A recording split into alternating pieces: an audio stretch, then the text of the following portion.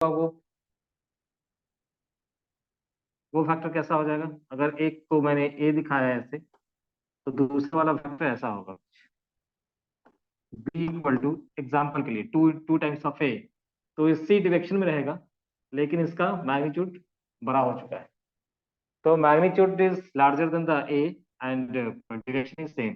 ठीक है, तो यहाँ पे अगर के इंटू बी है, सॉरी के इंटू ए है, बी इक्वल टू के इंटू ए, और के कोई भी ऐसा नंबर है जो कि वन से बड़ा है, टू है, थ्री है, फाइव है, इसका मतलब क्या है कि डायरेक्शन सेम रहेगा। दोनों फैक्टर का डायरेक्शन क्या रहेगा? सेम। हम्म। आप ये के क्यों लिए है? ये मैंने कोई आर्बिट्री नंबर लिया है, के का वैल्यू कुछ भी हो सकता है। के को अभी हम वेरिएबल लेकर के चले, मतलब जब ये के वन से बड़ा होगा, ठीक है, वन से बड़ा कोई नंबर ले रहे, कोई भी नंबर वन, ये कोई जरूरी नहीं कि वन के बाद टू ही ले, हम 1.5 भी ले सकते हैं, 1.3 भी ले सकते हैं। तो कोई भी ऐसा नंबर यहाँ पे, जैसे कोई वेक्टर ए है और दूसरा वेक्टर है two times of A, 1.5 times of A, इसका मतलब क्या है, ये जो दूसरा फैक्टर है वो ए के डायरेक्शन में ही है, ए के डायरेक्शन में ही है, लेकिन इसका 1.5 टाइम्स ऐसा है। ठीक है, तो अगर किसी वेक्टर में स्केलर से मल्टीप्लाई करते, किसी नंबर से मल्टीप्लाई करते हैं, ऐसा समझो, किसी नंबर से मल्टीप्लाई करते तो उसका क्या इफेक्ट हो सकता है? तो उसका एक इफेक्ट ये भी हो सकता है कि ये मैग्नीट्यूड में इससे बड़ा हो जाए, जो कि दिख रहा है यहाँ पे, लेकिन डायरेक्शन इसका सेम है। ऐसा हम तभी कहते हैं जब के की वैल्यू वन से बड़ी है, डायरेक्शन सेम है, and magnitude is greater than, magnitude कहेंगे, मैग्नीट्यूड ऐसे लिखो, इतना लिखने का नहीं, magnitude of B is greater than magnitude of A. B greater than A का मतलब ये है कि अगर बिना फैक्टर साइन के हम लिख रहे हैं तो वो उसके मैग्नीट्यूड को बता रहा है। या फिर ऐसा भी लिख सकते हैं कि स्पेसिफिकली अगर हमें मैग्नीट्यूड बताना है तो मॉड के अंदर डाल देते हैं ऐसे, mod of vector B is greater than mod of vector B.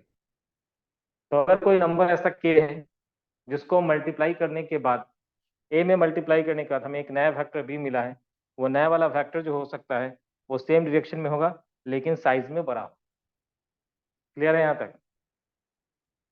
ठीक है, अब इसी केस टू में अगर हम लोग देखें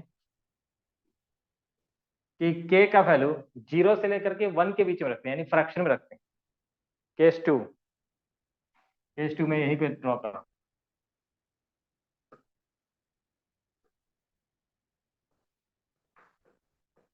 केस टू, जब के की वैल्यू जीरो से वन के बीच में, when K is lying between zero to one, उस केस में जैसे एग्जांपल के लिए मैंने ले लिया के का वैल्यू वन बाई टू, तो जो फैक्टर ए है, बी जो होगा वो ए का one by two times magnitude में है, लेकिन डायरेक्शन उसका, चूंकि वो पॉजिटिव नंबर से जब तक मल्टीप्लाई हो रहा है तब तक डायरेक्शन चेंज नहीं होगा। अगर पॉजिटिव नंबर से मल्टीप्लाई कर रहे हैं डायरेक्शन वही रहना। तो अभी हमने के का वैल्यू लिया है जीरो से वन के बीच में। ठीक है, यानी कि एक वेक्टर अगर ए है, ठीक है, तो दूसरा वेक्टर बी होगा जिसका डायरेक्शन सेम रहेगा, लेकिन फ्रैक्शन में इसका मैग्नीट्यूड कम होगा, ए से कम होगा। ठीक है, when K is lying between zero to one, zero to one कहने का मतलब one by two, one by three, one by five, ऐसा कोई नंबर आ रहा है कोई फ्रैक्शन में, तो उस केस में जो नया फैक्टर मिला ए में, के को मल्टीप्लाई करने से जो नया फैक्टर मिला हमें, उसका डायरेक्शन तो वही, लेकिन मैग्नीट्यूड में वो छोटा है। ठीक है, एग्जाम्पल के लिए हम लोग लिख सकते हैं ऐसे, बी इक्वल टू हाफ ए, तो अभी उसका मैग्नीट्यूड पहले वाले का हाफ हो चुका है लेकिन डायरेक्शन वही रहे। तो यहां से हमने क्या कंक्लूजन निकाला कि डायरेक्शन उसका सेम रहना है, डायरेक्शन उसका रहना है सेम, लेकिन उसका मैग्नीट्यूड जो होगा, magnitude of B is less than magnitude of A. ठीक है, बी के मैग्नीट्यूड से ए का मैग्नीट्यूड कम होगा, छोटा होगा। ठीक है,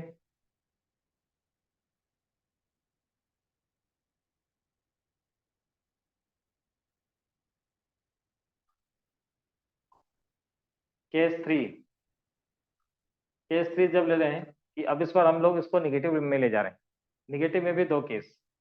ठीक है, केस थ्री, चलो इसी का लिखते हैं, when K is lying between minus one two zero, minus one से जीरो के बीच में, यानी minus one by to, minus one by three. तो एक वेक्टर अगर ऐसा होगा ए, तो जो वेक्टर बी है उसका डायरेक्शन चेंज हो चुका होगा, क्यों? क्योंकि हमने माइनस से मल्टीप्लाई कर दिया है। माइनस से मल्टीप्लाई करने का मतलब डायरेक्शन पहले ऐसे था तो अभी ऐसे, और चूंकि ये फ्रैक्शन में ही है, निगेटिव में फ्रैक्शन रहेगा, तो उस वजह से ये इसका मैग्नीट्यूड जो भी ए का था उससे कम रहेगा इसका मैग्नीट्यूड। तो यहाँ पे हम लिखेंगे डायरेक्शन अपोजिट, निगेटिव नंबर से मल्टीप्लाई करते हैं तो डायरेक्शन हो चुका है अपोजिट, ठीक है। लेकिन जो इसका मैग्नीट्यूड है, magnitude of A, magnitude of B is less than magnitude of A, ठीक है। सर आप एक बार ये वाला केस वापस समझा सकते हैं? हाँ ठीक है, ये पहले नोट कर लो, मैं आता हूँ एग्जाम्पल पे, ठीक है। कौन, थर्ड वाला या सेकेंड वाला? थर्ड वाला। थर्ड वाला, ठीक है। एक बार नोट कर लो फटाफट, उसके बाद मैं आ जाता हूँ एग्जाम्पल पे।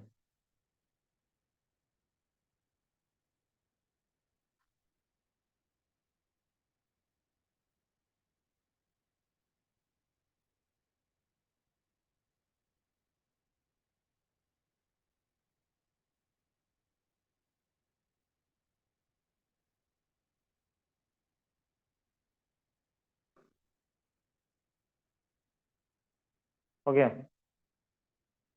हाँ सर। चलो एक एग्जाम्पल ले लेते हैं।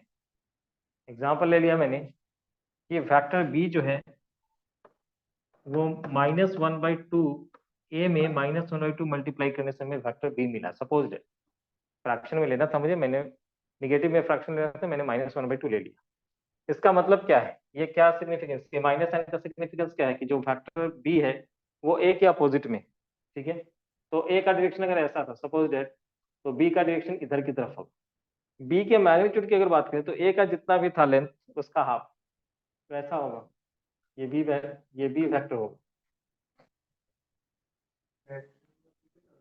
डायरेक्शन अपोजिट और मैग्नीट्यूड में छोटा। सर मैग्नीट्यूड तो ऑफ बी, वो हाँ बोलो। माइनस साइन ऑपोजिट डायरेक्शन को दिखा रहा है और हाँ हाफ माइनस साइन, आधा हम मैग्नीट्यूड लोगों ने को। पढ़ा था कि निगेटिव फैक्टर पढ़ा था, निगेटिव फैक्टर, निगेटिव फैक्टर में क्या था कि फैक्टर सेम मैग्नीट्यूड का हो जाता था, सिर्फ डायरेक्शन चेंज हो जाता था। लेकिन यहाँ पे हम हाँ निगेटिव फैक्टर नहीं करें, निगेटिव फैक्टर में था कि कंडीशन की मैग्नीट्यूड दोनों का सेम होना चाहिए, ठीक है। इक्वल फैक्टर और निगेटिव फैक्टर, ये दो फैक्टर हम लोगों ने पढ़ा। लेकिन यहाँ पे हम सिर्फ कह रहे हैं कि हमने माइनस से मल्टीप्लाई करते हैं, निगेटिव नंबर से मल्टीप्लाई किया। तो निगेटिव नंबर वो कैसा है, फ्रैक्शन में है कि वन से, -1 से छोटा है। -1 से छोटा कहने का मतलब -2, -3, -4 होगा, तो कंडीशन अलग होगा, तब इसका डायरेक्शन जरूर चेंज होगा, लेकिन मैग्नीट्यूड में वो बड़ा हो जाएगा, ठीक है। ऐसे जैसे माइनस बी को अगर हमने लिख दिया -2a, वो मैं फोर्थ केस में लिखूंगा, केस 4। केस 4 में क्या आ जाएगा,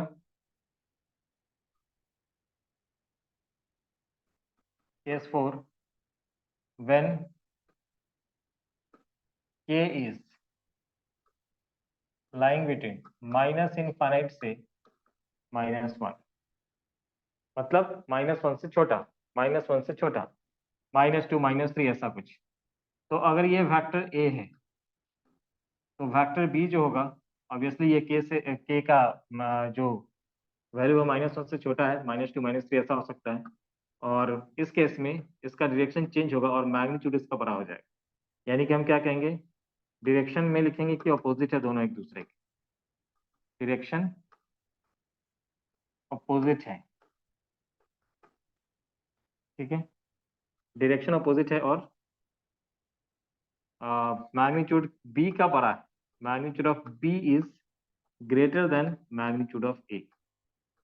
बी का वैल्यू बड़ा हो गया, बी का मैग्नीट्यूड यानी कि लेंथ जो है वो ज्यादा बड़ा हो गया। एग्जांपल के लिए लिख सकते हैं ऐसे कि अगर एक वेक्टर ए है और बी को हमने लिख दिया ऐसे -2 टाइम्स ऑफ वेक्टर ए, तो -2 क्या बता रहा है, माइनस साइन क्या बता रहा है कि अगर ये ए है तो बी उसके अपोजिट होगा, और 2 टाइम्स बता रहा है कि इसके मैग्नीट्यूड का डबल है, इसका जो लेंथ होगा वो इसके लेंथ का डबल, ठीक है। क्लियर है यहाँ तक? ये तो था कि किसी एक नंबर को हम मल्टीप्लाई कर रहे थे किसी वेक्टर में, तो उसके क्या इफेक्ट हो सकते हैं। अब है कि अगर हमने किसी दो फैक्टर को मल्टीप्लाई कर दिया, दो फैक्टर को आपस में मल्टीप्लाई कर दिया, तो जो रिजल्टेंट हो सकता है, मतलब मल्टीप्लीकेशन जो हो सकता है, वो या तो एक वेक्टर क्वांटिटी होगा या फिर एक स्केलर क्वांटिटी होगा। मतलब दो फैक्टर का मल्टीप्लीकेशन अगर वापस से एक वेक्टर निकल करके आ रहा है तो उसको हम अलग प्रोडक्ट से दिखाते हैं, उसको क्रॉस प्रोडक्ट से दिखाते हैं। और दो वेक्टर को हमने मल्टीप्लाई किया और उसका जो इफेक्ट आया वो आ गया है एक ऐसा क्वांटिटी जिसको डायरेक्शन से मतलब नहीं। जैसे एग्जांपल के लिए वर्क डन, ठीक है, वर्क डन तुम लोगों ने पढ़ा होगा, फोर्स इनटू डिस्प्लेसमेंट ऐसे लिखते हैं, ठीक है।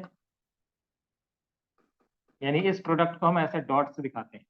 इसी को तुम लोगों ने पढ़ा होगा F S cos theta, class 10th में रहा होगा या किसी के 9th में रहा होगा। सीबीएसई वालों को 9th में पढ़ना था वर्क डन, आईसीएससी वालों को 10th में भी है वर्क डन, ठीक है। तो उसमें ऐसा फॉर्मूला उन्होंने पढ़ा था एफ एस कॉस थीटा, यानी कि वर्क डन हम कहते हैं force into displacement in the direction of force. Displacement जो होना चाहिए वो फोर्स के डायरेक्शन में होना चाहिए, ठीक है। या फिर हम ऐसे लिखते हैं वर्क डन को F cos theta into S, यानी कि वर्क डन को कोई मतलब वर्क डन का जो ये दोनों जो दो दोनों के दोनों ही फैक्टर है, ये भी फैक्टर, फोर्स भी फैक्टर और डिस्प्लेसमेंट भी फैक्टर, दो फैक्टर का जब हमने प्रोडक्ट निकाला तो हमें वर्क डन मिल गया। वर्क डन को डायरेक्शन से कोई मतलब नहीं, स्केलर क्वांटिटी होता है वर्क डन, ठीक है। तो दो फैक्टर का प्रोडक्ट किया और जो इफेक्ट आया जो मिला हमें वो ऐसा क्वांटिटी मिला जिसको डायरेक्शन से कोई मतलब नहीं। तो ऐसे प्रोडक्ट को हम डॉट से दिखाते हैं या उसी को स्केलर प्रोडक्ट कहते हैं, ठीक है। सर हाँ सर हम लोगों को पहले खाली बोल दिया था कि work done F S cos theta होता है, पर होता ये है। ऐसे एफ एस कॉस थीटा क्यों आया? हाँ क्यों आता है उसके ऊपर डिस्कशन करेंगे अभी, ठीक है। लेकिन अभी अब मुझे ये जानना है, ठीक है, कि जब हम प्रोडक्ट ऑफ वेक्टर्स की बात करते हैं, प्रोडक्ट ऑफ टू वेक्टर्स, तो हम लोग यहाँ पे दो तरीके से दिखा सकते हैं प्रोडक्ट को। क्या आएगा ये, एक को कहते हैं हम डॉट प्रोडक्ट और उसी को स्केलर प्रोडक्ट भी कहा जाता है, डॉट प्रोडक्ट या फिर स्केलर प्रोडक्ट,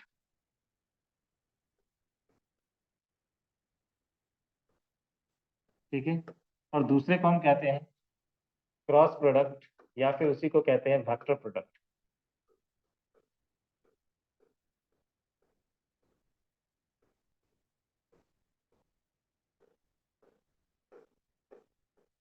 मतलब दो वेक्टर का मल्टीप्लिकेशन अगर एक वेक्टर क्वांटिटी हो रहा है तब ऐसे प्रोडक्ट को हम क्रॉस से दिखाते हैं। और दो वेक्टर का प्रोडक्ट निकाला और वो एक स्केलर क्वांटिटी आ गया तो ऐसे वेक्टर को हम डॉट से दिखाते हैं, ठीक है। तो एक को हम डॉट से दिखाएंगे, एक को क्रॉस से दिखाएंगे, ठीक है। तो इसको हम लोग लिखते हैं ऐसे W equal to F dot S. दिखा रहा हूँ क्या है दोनों में डिफरेंस और क्यों हुआ भी ये एफ एस कॉस थीटा बता रहा हूँ।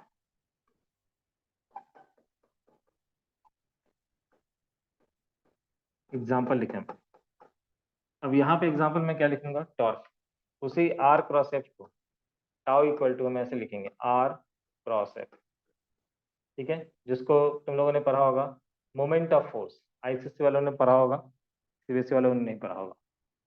टॉर्क, टर्निंग इफेक्ट, किसी चीज को रोटेट कराने के लिए जो रिस्पॉन्सिबल क्वांटिटी होता है उसको हम टॉर्क कहते हैं। टॉर्क ये टाउ से लिखा जाता है, उल्टा जे जैसा है, ठीक है। इसको टॉर्क, ये टॉर्क को रिप्रेजेंट करा है और इसको बोला जाता है टाउ,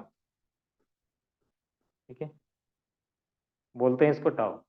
तो tau equal to R cross F. तो यहाँ पे हम लोगों ने दो वही डिस्प्लेसमेंट है और या पोजीशन वेक्टर है और फोर्स है, इसी दोनों के मल्टीप्लीकेशन को हम यहाँ पे यानी कि एक वेक्टर क्वांटिटी मिलेगा, ठीक है।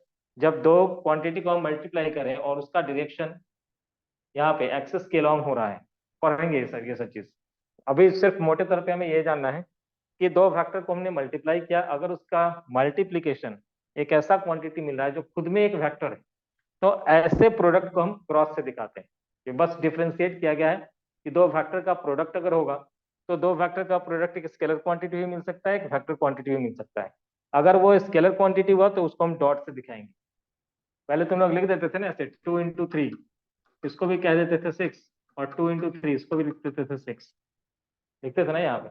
लेकिन इधर में इसका अलग सिग्निफिकेंस, डॉट का मतलब डॉट का हम यूज वहां पे करेंगे जब दो वेक्टर को प्रोडक्ट निकाल रहे हैं, दो वेक्टर का प्रोडक्ट निकाला है और जो क्वांटिटी मिल रहा है वो खुद एक स्केलर क्वांटिटी। क्रॉस प्रोडक्ट हम कहाँ पे यूज करते हैं, जब दो वेक्टर का हमने प्रोडक्ट निकाला और जो क्वांटिटी आया वो खुद में एक वेक्टर है तो उसको उसके प्रोडक्ट को हम लोग क्रॉस से दिखाते हैं, बस यही डिफरेंस। आगे क्या है वो डिटेल में भी हम लोग डिस्कशन इसके ऊपर करने वाले हैं, ठीक है। तो आते हैं हम लोग डॉट प्रोडक्ट और स्केलर प्रोडक्ट।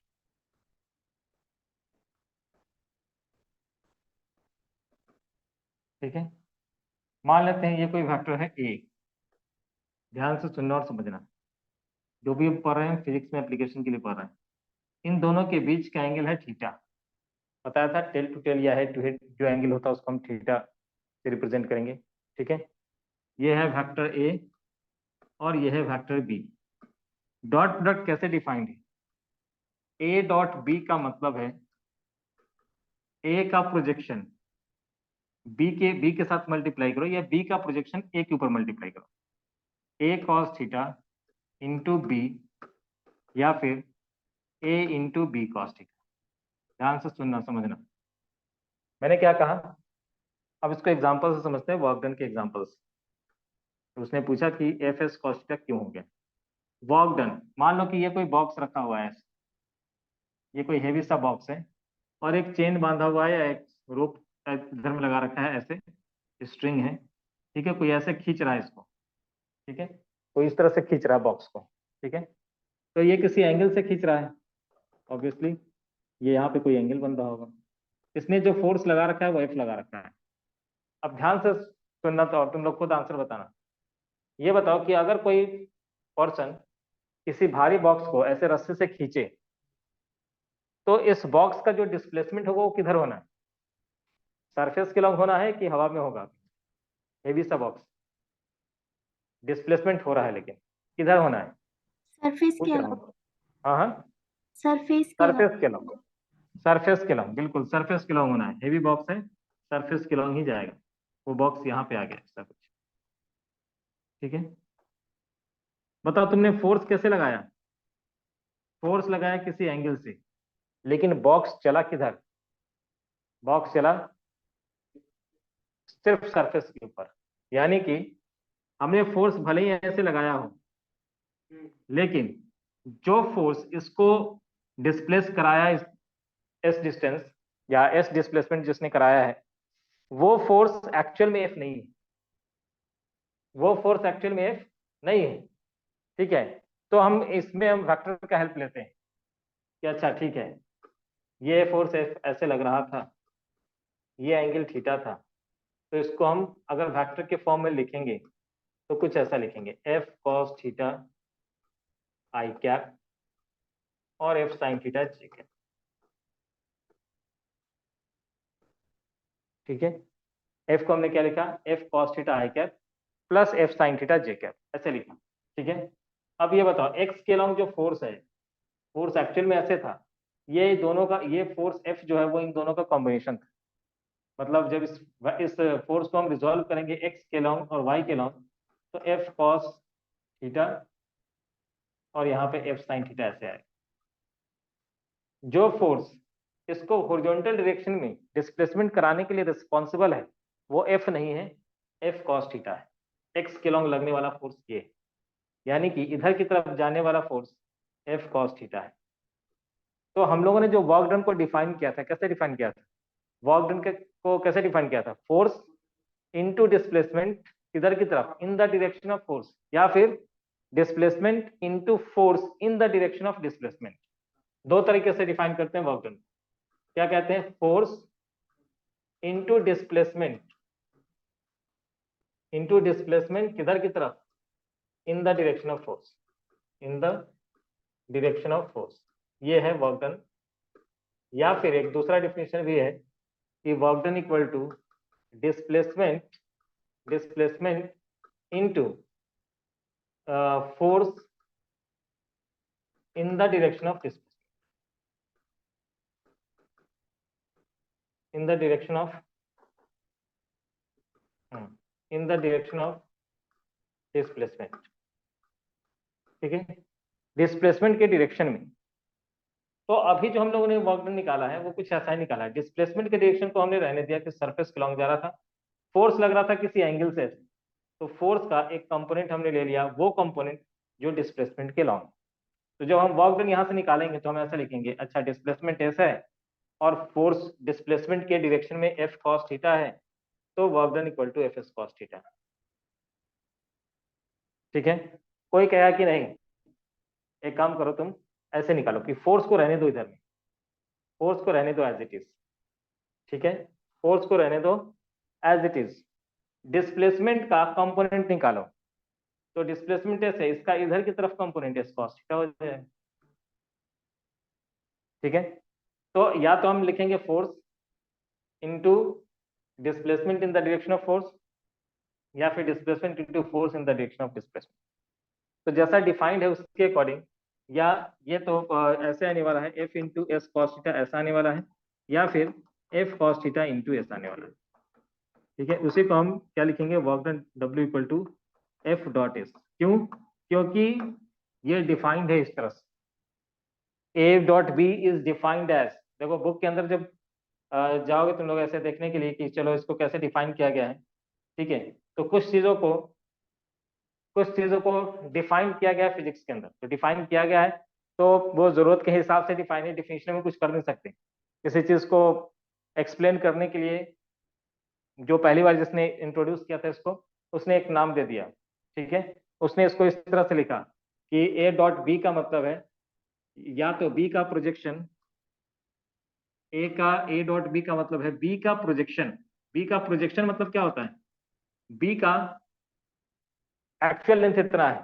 ठीक है, लेकिन जब इसका प्रोजेक्टेड लेंथ निकालेंगे तो कुछ और आएगा। प्रोजेक्टेड लेंथ का मतलब होता है सिंपल शैडो का लेंथ। ठीक है, तो यहां से अगर हम लाइट जलाएंगे, अगर ये एफ है तो यहाँ पे मुझे एफ नहीं दिखाई देगा, यहाँ पे वो लेंथ मुझे कम दिखाई देगा, एफ कॉस थीटा ऐसा दिखाई देगा। जब हम इधर से लाइट देंगे तो इसके ऊपर प्रोजेक्शन वाई एक्सिस के ऊपर जो प्रोजेक्शन मुझे दिखाई देगा वो एफ साइन थीटा दिखाई देगा, एफ साइन थीटा। ठीक है, या फिर अगर तुम इसको अगर बीटा लिखोगे ऐसे, थीटा, इसको बीटा अगर लिखोगे तो कॉस लिखेंगे। मैंने बताया था ये लास्ट वाले में कि एस सी वर्मा में इसको एफ कॉस बीटा ऐसे लिखते हैं। ठीक है, क्योंकि वो प्रोजेक्शन का मतलब समझते हैं शैडो का लेंथ। ठीक है, तो कोई अगर इसको बीटा कहेगा तो वो लिखेंगे एफ कॉस बीटा। ठीक है, उसी को अगर हम ट्रिग्नोमेट्रिकली सॉल्व करेंगे तो क्या लिखेंगे, उसी को अगर हमने ट्रिग्नोमेट्रिकली सॉल्व किया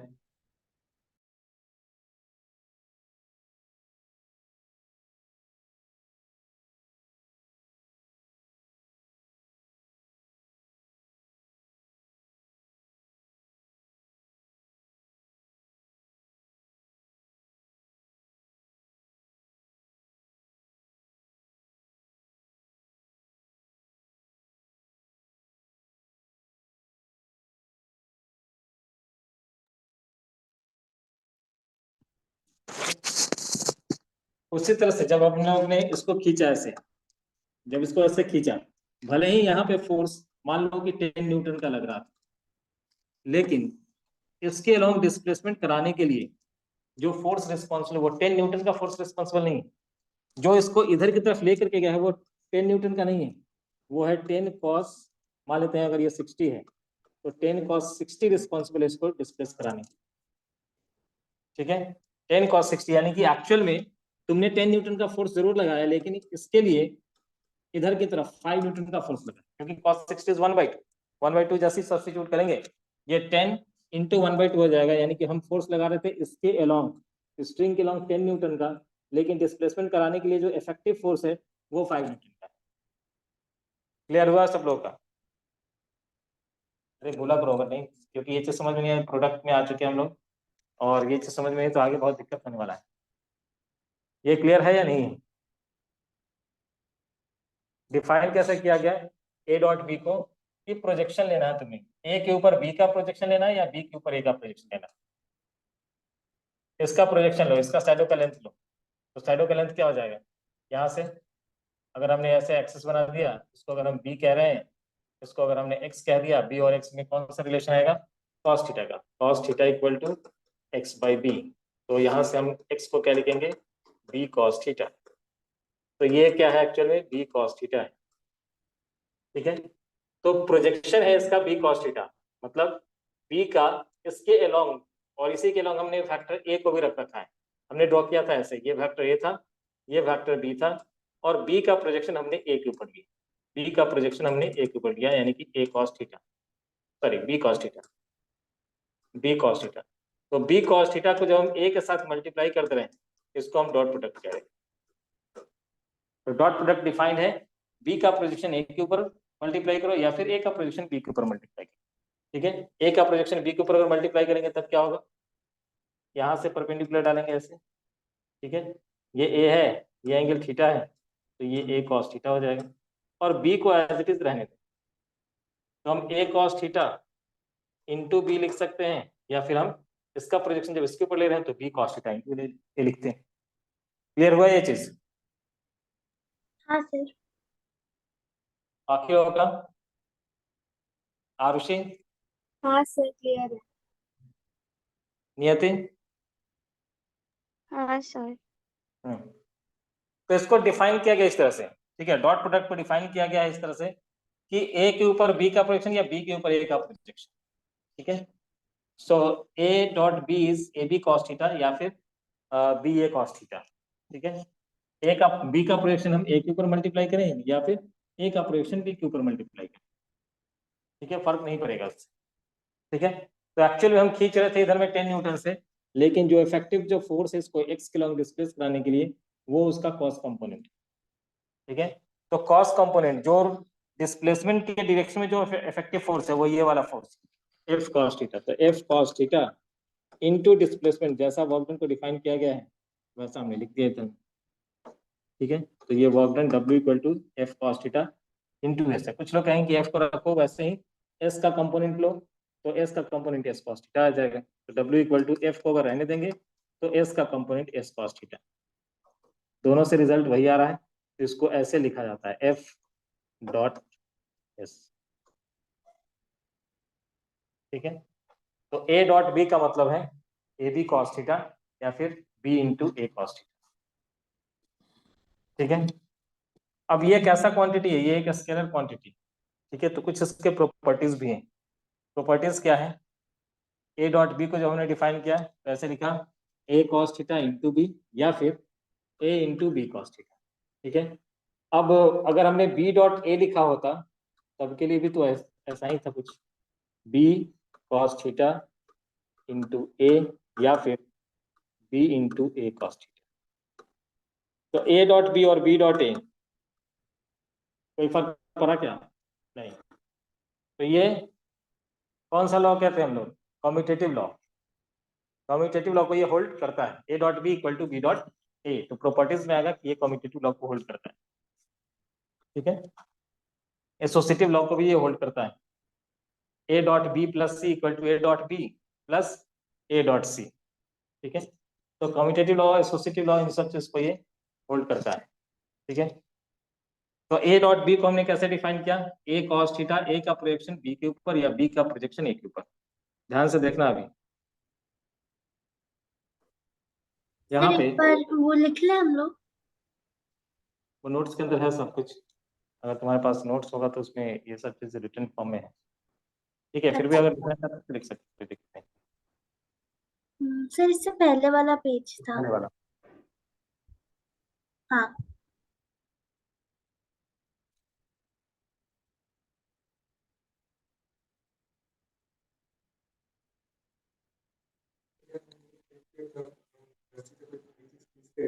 तो ज्यादा वो आगे नहीं जाता, ज्यादा आगे नहीं जाता, लग रहा है कि जोर बहुत ज्यादा लगा लेकिन ज्यादा। हाँ, क्योंकि इफेक्टिव फोर्स उसका कम है। इफेक्टिव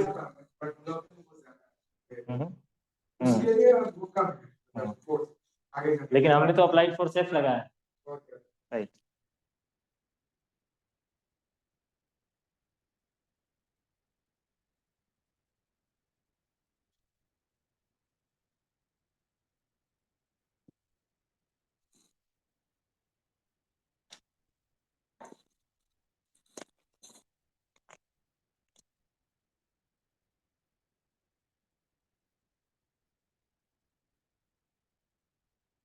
स्टडी मटेरियल वाले सेक्शन में जाओ तो तुम लोगों को मिल भी जाएगा वो।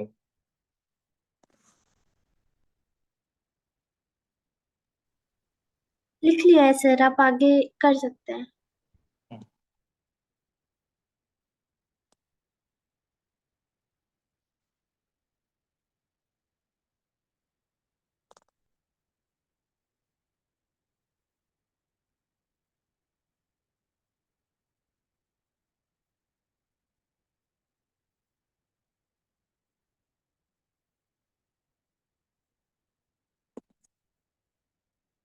लिख लिया? हाँ। ए डॉट बी को हम लोगों ने डिफाइन किया कैसे? ये अगर ए है और ये बी है, लिख लेना इस चीज को, ये एंगल थीटा है। तो A dot B is A B cos theta, मतलब ए इंटू ये बी कॉस थीटा क्या है? Projection of B on A, projection of vector B on vector A. Vector B का वेक्टर ए के ऊपर projection है, ठीक है? वेक्टर बी का वेक्टर ए के ऊपर प्रोजेक्शन, ठीक है? उसके बाद इसको और हमने क्या लिखा था? ऐसे लिखा था, A cos theta into B लिखा था, मतलब projection of A on B, projection of vector A on vector B into B. जैसे यहाँ पे बी का प्रोजेक्शन ए के ऊपर, जिसके ऊपर निकाल रहे होते हैं, उसी के मैग्नीट्यूड के साथ मल्टीप्लाई किया गया था। जैसे ए के ऊपर प्रोजेक्शन निकाला है तो ए के मैग्नीट्यूड के साथ ही जो प्रोजेक्शन निकाला है हमने, उस प्रोजेक्शन को मल्टीप्लाई किया। उसके उल्टा यहाँ पे बी को रहने दिया गया है और ए का प्रोजेक्शन, मतलब इस यहाँ से हमने परपेंडिकुलर डाल दिया ऐसे, ठीक है? और इसका जो प्रोजेक्शन है, मतलब ये वाला लेंथ, ये वाला यही था, पूरा नहीं, ये एक cos थीटा। इसका प्रोजेक्शन अगर हम निकालेंगे तो कुछ ऐसा, इसका प्रोजेक्शन जब निकाल रहे होंगे तो ये कुछ ऐसा आएगा, मतलब ये वेक्टर भी यहाँ तक था, ये प्रोजेक्शन यहाँ तक आया, ठीक है? तो ये वाला प्रोजेक्शन, ये projection B cos theta, shadow का लेंथ, सिंपल, ठीक है? शैडो का लेंथ, ठीक है? तो ए डॉट बी को हम लोगों ने ऐसे डिफाइन कर दिया। अब आते हैं केसेस में, प्रॉपर्टीज पहले लिख लेते हैं, या चलो प्रॉपर्टीज बाद में लिखेंगे। उसके पहले मैक्सिमम वैल्यू इसकी कितनी हो सकती है, या ए डॉट बी क्या हो सकता है? A dot B may be positive, zero और निगेटिव, और निगेटिव। पॉजिटिव भी हो सकता है, जीरो भी हो सकता है, और निगेटिव भी हो सकता है। ये डिपेंड करेगा किसके ऊपर? ये डिपेंड करेगा किसके ऊपर? ये डिपेंड करेगा पूरी तरह से एंगल के ऊपर। एंगल कितना लिया है, ठीक है? एंगल कितना लिया है? इफ, अब केसेस में आ जाएंगे। Case one, case one, case one, if theta is acute, cos theta is positive, so a dot b is greater than 0, क्योंकि ये भी cos थीटा लिखेंगे। ए क्या था? मैग्नीट्यूड। बी क्या था? मैग्नीट्यूड। अच्छा, ये सब चीज समझ लो। यहाँ पे बिना वेक्टर साइन के लिख रहे हैं तो वो सिर्फ उसके मैग्नीट्यूड, लेंथ को बता रहा है। तो A B cos theta, A dot B equal to हमने क्या लिखा था? ए डॉट बी को लिखा था हमने कुछ ऐसा, A B cos theta. A magnitude है, बी भी मैग्नीट्यूड है, और कॉस थीटा भी पॉजिटिव आ गया, overall it is greater than 0, ठीक है? क्लियर? इसमें डॉट प्रोडक्ट का वैल्यू 0 कब होगा? तो जब थीटा की value 90, case 2, case 2 when theta equal to 90 degree. जब थीटा की वैल्यू 90 है तो A dot B that imply cos 90 0 है। A dot B is A B cos 90, और cos 90 की वैल्यू 0 है, इसको हम 0 लिखते हैं, ठीक है? केस 3,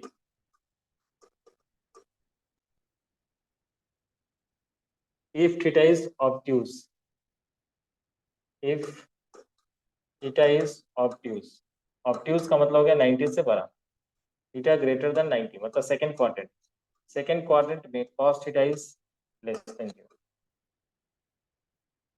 ठीक है? cos थीटा क्या है? Less than 0। तो हम क्या लिखेंगे? ए डॉट बी को लिखेंगे ऐसे, ए बी कॉस थीटा और कॉस थीटा निगेटिव है, so overall it is less then 0। ठीक है, तो ए डॉट भी कुछ भी हो सकता है, पॉजिटिव भी हो सकता है, नेगेटिव भी हो सकता है।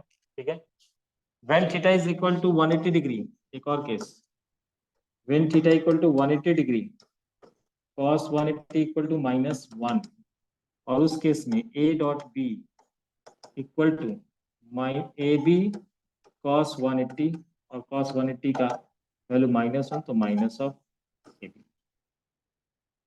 ठीक है,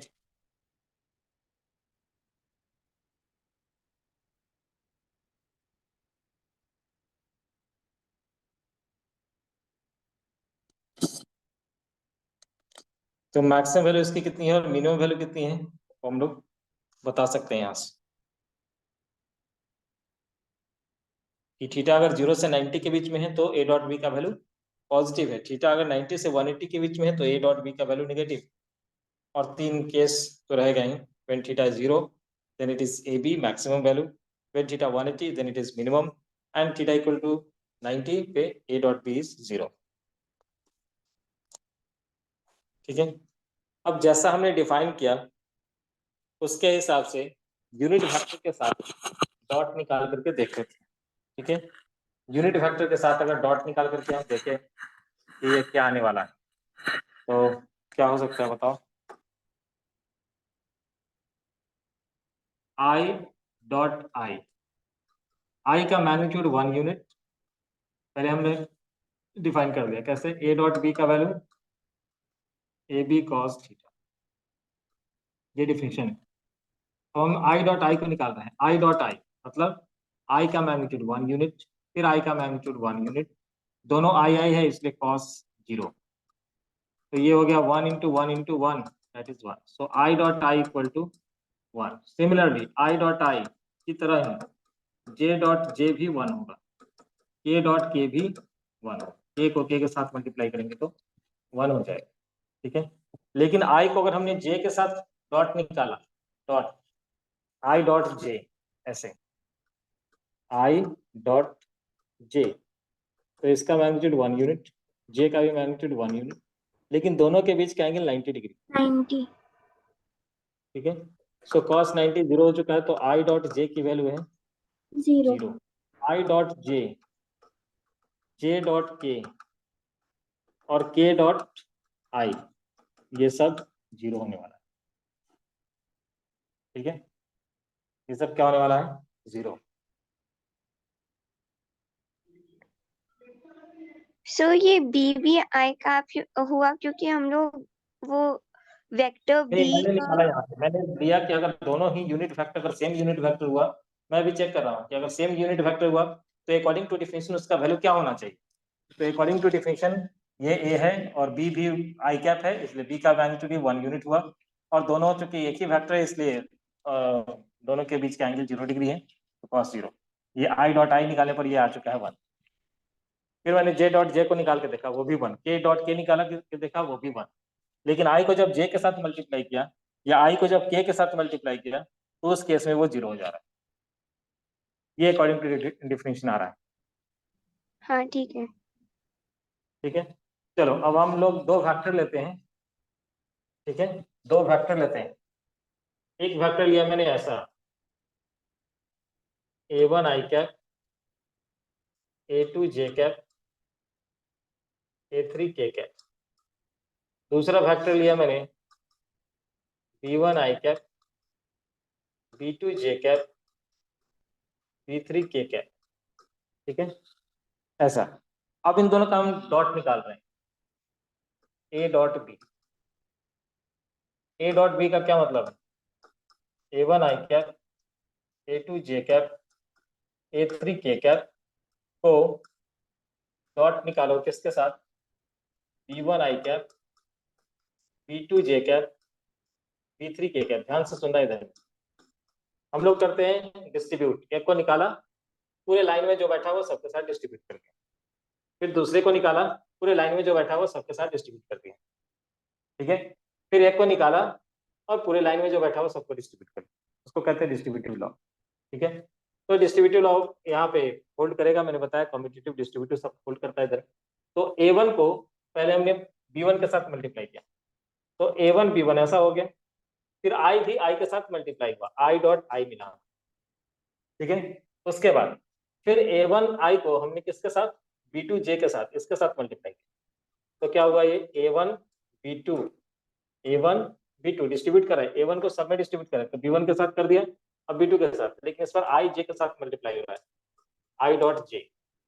फिर A1 को B3 के साथ, A1 B3, लेकिन इस बार I K के साथ मल्टीप्लाई हो रहा है, I डॉट K, ठीक है। उसी तरह से अब A1 से तो हमने डिस्ट्रीब्यूट कर दिया सब में, ठीक है। अब क्या करेंगे, A2 को निकालेंगे ऐसे और सब में डिस्ट्रीब्यूट करेंगे, करो। तो क्या लिखो, A2 B1, अब यहाँ पे J और यहाँ पे I, J डॉट I, फिर A2 B2, J dot J, फिर उसके बाद A2 B3, क्या लिखूं, A2 B3 J dot K, ठीक है। फिर उसके बाद A3 को सबके साथ A3 B1 K dot I, फिर A3 B2 K dot J, फिर उसके बाद A3 B3 K dot K, ठीक है। ऐसा हो गया। अब बताओ इसमें मुझे कि I डॉट I तो हमने पढ़ रखा है, ये 1 होता है, ठीक है, लेकिन I डॉट J क्या हो जाने वाला है, 0, पढ़ा है ना हमने, I डॉट J हो जाता है 0, तो 0 जब इसके साथ मल्टीप्लाई होगा पूरे को खत्म कर देगा, ये पूरा 0 हो गया। I डॉट K क्या होता है, क्योंकि ये कॉम्यूटेटिव लॉ को होल्ड करता है, K डॉट I या I डॉट K दोनों ही 0 होने वाला है, ये भी 0। J डॉट I क्या होगा, I dot J J dot I 0, फिर J डॉट J ये 1 हो जाएगा, फिर उसके J dot K, J dot K, J dot K क्या होने वाला है, 0, ये खत्म। उसके बाद नेक्स्ट K डॉट I क्या होने वाला है, 0, ये खत्म, ठीक है। और K डॉट J भी क्या होने वाला है, वो भी 0, हाँ वो भी होने वाला है 0, ये भी 0 होने वाला है, ठीक है। और K डॉट K वापस से 1 हो, तो जो बच गया तुम्हारे पास वो कुछ ऐसा बचा, A1 B1 plus A2 B2 plus A3 B3, ये बचा, यानी कि I वाला I के साथ मल्टीप्लाई होगा, J वाला J के साथ, K वाला K के साथ, सिंपल, बाकी सारे टर्म 0 हो जाने, ठीक है। तो फाइनली A डॉट B को हम लोग ऐसे लिखेंगे, A dot B equal to A1 B1 plus A2 B2 plus A3 B3। अगर ये कार्टेशियन फॉर्म में दे रखा है तो, कार्टेशियन फॉर्म में दे रखा है तो ऐसा नहीं, A डॉट B को क्या लिखेंगे, तो कोई ये भी कह सकता है A डॉट B को हम AB cos थीटा, ये भी सही है, लेकिन इसको कब यूज करना है, इसको तब यूज करना है जब दोनों के बीच का एंगल पता हो, A का मैग्नीट्यूड पता हो, B का मैग्नीट्यूड पता हो। इसको कब यूज करना है, इसको कब यूज करना है, इसको तब यूज करना है जब दोनों भाग का कार्टेशियन फॉर्म में दे रखा हो, तो सिंपल I और I के साथ मल्टीप्लाई होगा, यानी कि शॉर्ट फॉर्म में हम देखें तो ऐसा होने वाला है, ठीक है। इन शॉर्ट अगर हम देखें तो ऐसा होने वाला है कुछ, ये दोनों आपस में मल्टीप्लाई, ये दोनों आपस में मल्टीप्लाई, ये दोनों आपस में, बस। तो हर बार हम इतना करके नहीं देखेंगे, सीधा A1 B1 A2 B2 A3 B3 add करते, ठीक है। Final result is this one. कभी कभी दोनों को एक साथ यूज करना पड़ता है, कब, जब दो वेक्टर कार्टेशियन फॉर्म में दे रखा हो और हमें पूछा जा रहा हो कि एंगल निकालो, ठीक है, तो ये सब एप्लीकेशन के अंदर चलाएगा। दो वेक्टर कार्टेशियन फॉर्म में दे रखा हो, कार्टेशियन फॉर्म कहने का मतलब, अब ये सब चीज समझ में आना चाहिए, कार्टेशियन फॉर्म जैसे ही बोलता हूँ तुरंत तुम्हें समझ जाना है कि आई कैप जे कैप के कैप की बात कर, ठीक है। तो कार्टेशियन फॉर्म में अगर लिखा है कहीं पे और पूछना चाह रहे हैं और उन्होंने दिया नहीं है एंगल, एंगल दिया नहीं, एंगल हमसे पूछ रहे हैं, तो इसका एप्लीकेशन हम करेंगे, इसका भी और इसका भी, ऐसा कुछ। एक वेक्टर हमने ले लिया, कौन सा, A1 आई कैप, A2 जे कैप, A3 के कैप। दूसरा वेक्टर हमने ले लिया B1 आई कैप, B2 जे कैप, B3 के कैप, ठीक है। और हमें पूछा गया find the angle between the these two vectors, तो क्या करेंगे, a डॉट बी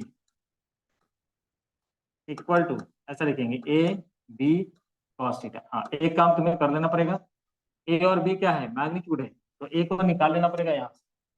a जब हम वेक्टर साइन हटाएंगे तो मैग्नीट्यूड निकल के आएगा कुछ ऐसा, a1 का स्क्वायर, a2 का स्क्वायर, a3 का स्क्वायर।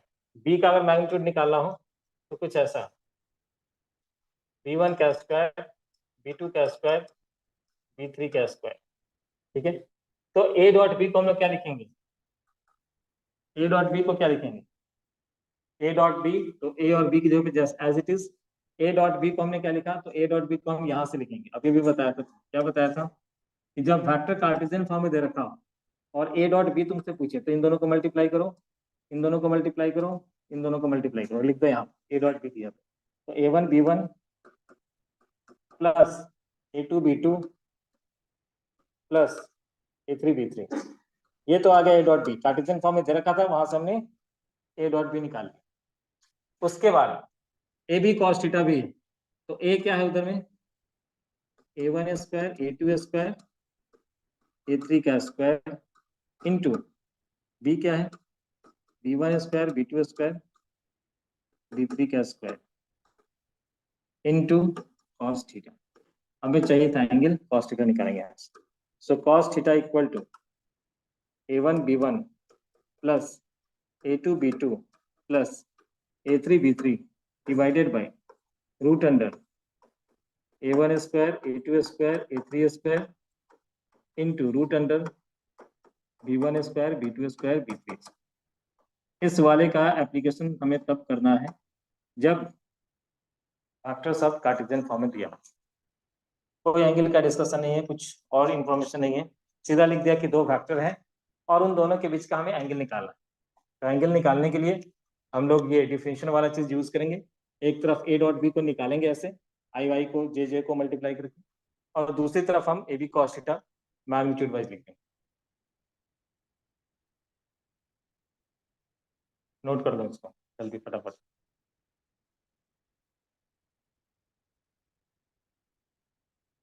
जब भी दो फैक्टर के बीच का एंगल निकालना हो तो तुम्हें कॉस थीटा कैलकुलेट करके फिर बताना है। अब हो सकता है कि कॉस थीटा कैलकुलेट करते हुए या फिर जब तुमने डॉट प्रोडक्ट किसी चीज का निकाला, हो सकता है ये पूरा टर्म ही जीरो हो जाए। इसका मतलब क्या है कि कॉस थीटा जीरो हुआ, इसका मतलब थीटा 90 डिग्री, दोनों वेक्टर एक दूसरे के परपेंडिकुलर। ठीक है, वो सब एप्लीकेशन में मिलेगा।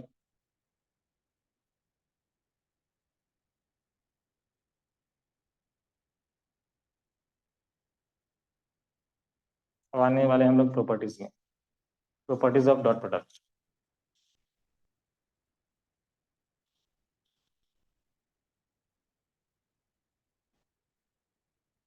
हो गया, बोला करो अगर हो गया तो। हाँ sir.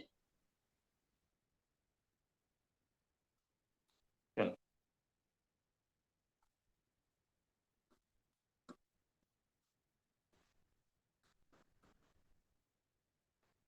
Properties of dot product.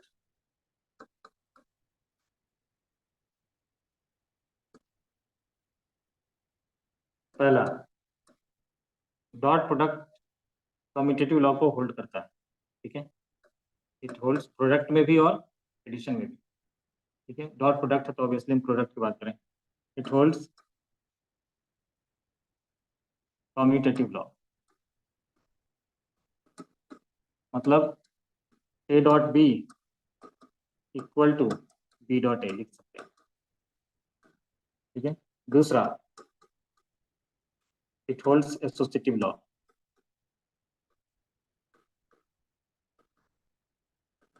Associative law को भी ये फॉलो करता है कि A dot B plus C अगर ऐसा है,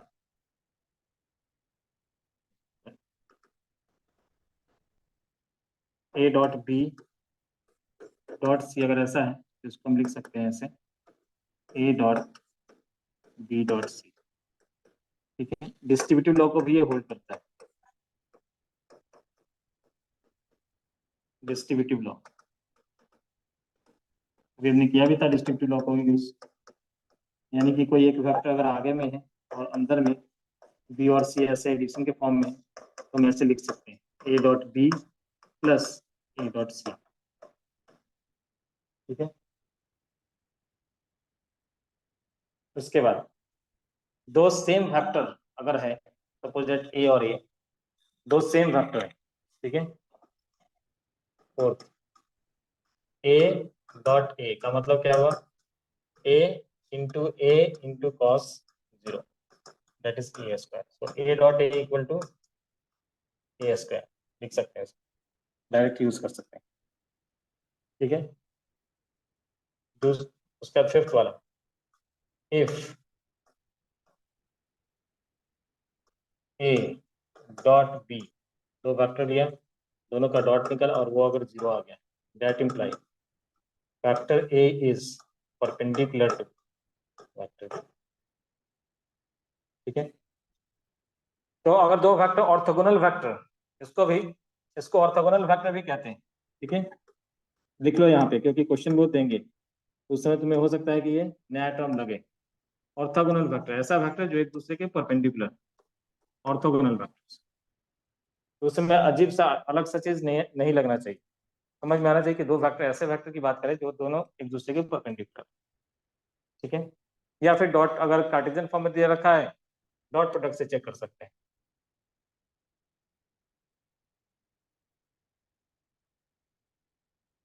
ठीक है। उसके बाद application, application of dot product लिख लो जल्दी फटाफट। एप्लीकेशन ऑफ डॉट प्रोडक्ट, फिर उसका डीपीपी के क्वेश्चन एक बार देखो यहाँ। ठीक है।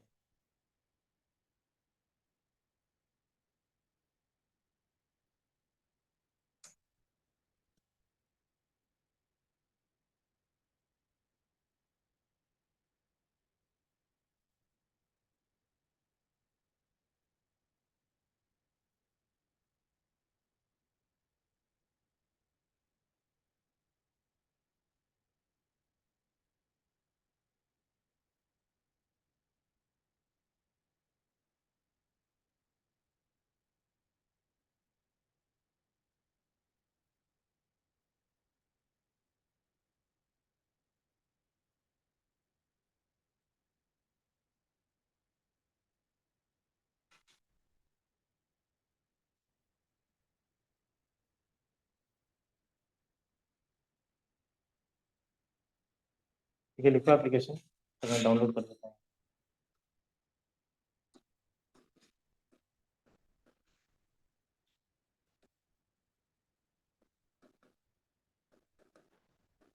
पहला एप्लीकेशन क्या है, to find the angle between two vector, to find the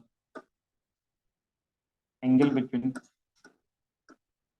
two vectors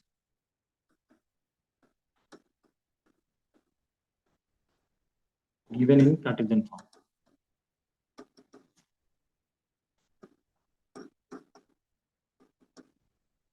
दो वेक्टर कार्टेशियन फॉर्म में दे रखा हो तो हम cos थीटा को ऐसे लिख सकते हैं, क्या, a dot B divided by mod of A mod of B, ये तो क्या था, मैग्नीट्यूड।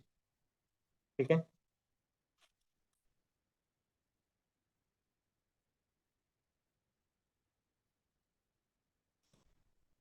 नोट करो इसको जल्दी फटाफट।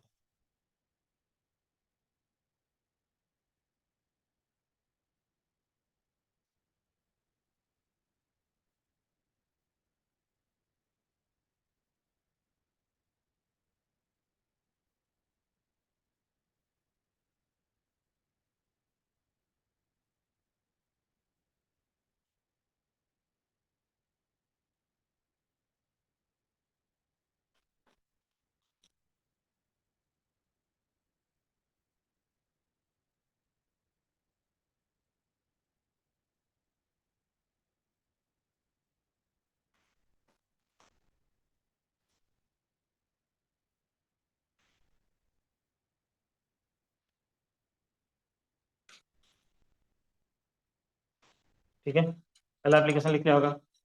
दूसरा,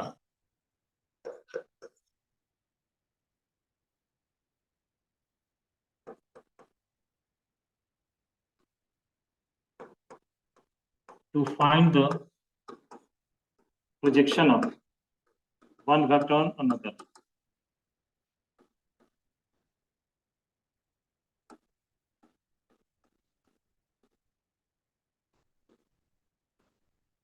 एक वेक्टर का दूसरे वेक्टर के ऊपर प्रोजेक्शन निकालना बहुत इंपॉर्टेंट है, ठीक है। एक वेक्टर का दूसरे वेक्टर के ऊपर प्रोजेक्शन निकालना, ठीक है, ये भी इसका यूज है। कैसे? तो अभी हमने डिफाइन किया था ए डॉट बी को, कैसे? A B cos theta. तो प्रोजेक्शन ए का बी का ए के ऊपर प्रोजेक्शन बी कॉस थीटा है, तो बी कॉस थीटा अगर हमें निकालना है तो क्या लिखेंगे? ए डॉट बी, पहले डॉट प्रोडक्ट कर देना, ठीक है, कार्टेशियन में जैसे करते हैं। तो ये आई अप वाला आई के साथ, जे के साथ, के साथ होकर के कुछ आएगा वैल्यू, डिवाइडेड बाई जिसके ऊपर प्रोजेक्शन निकाल रहे हैं, ए के ऊपर निकाल रहे हैं, तो ए के मैग्नीट्यूड से डिवाइड कर, A dot B divided by A dot B पहले कर लेना है, उसके बाद ए से डिवाइड कर देना।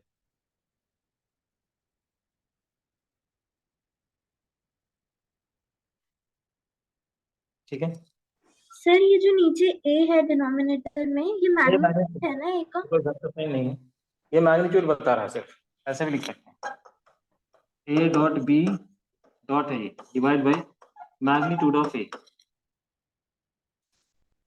चलो एक एग्जांपल लेकर के बता रहा हूं मैं, ठीक है, एक एग्जांपल ले लेते हैं। चलो एक वेक्टर ले लिया मैंने अपने मन से, 2 आई कैप 3 जे कैप माइनस के कैप। दूसरा वेक्टर ले लिया मैंने आई कैप माइनस 2 जे कैप प्लस के कैप, ठीक है, या प्लस 2 के कैप। ये मैंने कहा कि ए का projection, find projection of A on B, मतलब क्या निकालना है तुम्हें? Projection of A on B, A on B जिसके ऊपर निकालते हैं उसके मैग्नीट्यूड, पहले तो डॉट प्रोडक्ट निकालेंगे और जिसके ऊपर निकालते हैं उसके मैग्नीट्यूड से डिवाइड करते हैं। ये projection of A on B.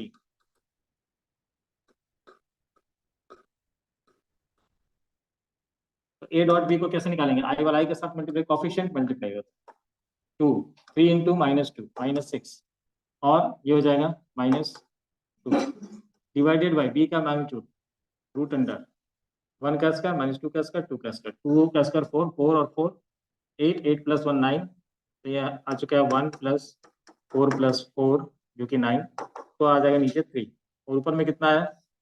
ये 2 2 कैंसिल, -6 डिवाइडेड बाई 3 यानी कि -2, ठीक है। तो projection of A on B is -2, ठीक है, projection of A on B is -2, clear?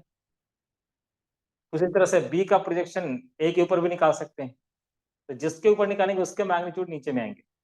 तो अभी जैसे अगर हमें ए के ऊपर निकालना होता तो ऐसा ए डॉट बी तो यही रहता, -6 ही होता, लेकिन इसका मैग्नीट्यूड नीचे में आता,